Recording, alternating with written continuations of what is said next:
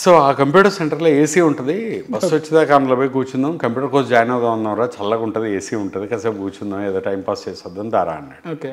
ఏదో ఐడియా బాగుంది కదా అని ఫస్ట్ రోడ్ క్రాస్ చేస్తేనే ఇన్స్టిట్యూట్. ఓకే. అందులోకి వెళ్ళేసరికి ఏమైందంటే ఆ రిసెప్షన్లో ఒక అమ్మాయి ఉంది. She was so ultra modern గా, ఓకే. మంచి Bob hair, T shirt, jeans, చాలా పాష్గా ఉంది. వెళ్ళగానే అమ్మాయి ఇంగ్లీష్లో మాట్లాడడం మొదలెట్టింది. She was full of English. Okay. నేను నిల్ ఆఫ్ ఇంగ్లీష్.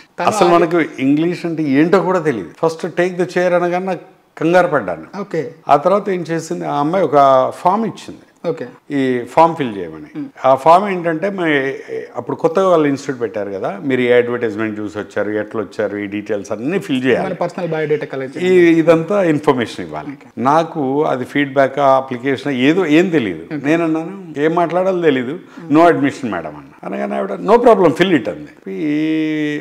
అర్థమవుతుంది మనకి, నో మనీ మేడం అని. నో ప్రాబ్లం ఫిల్ ఇట్ అంటది.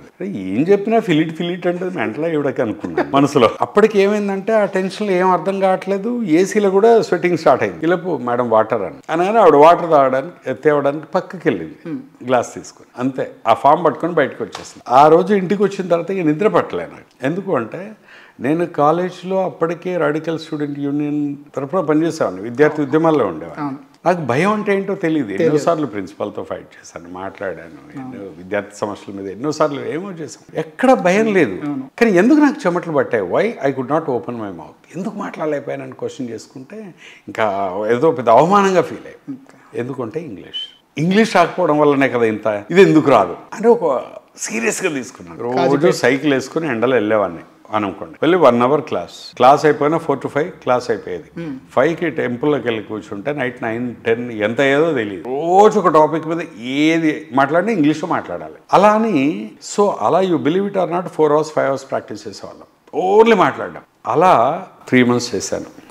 Believe it or not 3 months తర్వాత నేను ఇంగ్లీష్ మాట్లాడాను. నా గ్రామర్ తెలియదు, వొకాబులరీ తెలియదు, ఏమీ తెలియదు, but I was able to speak comfortably in English.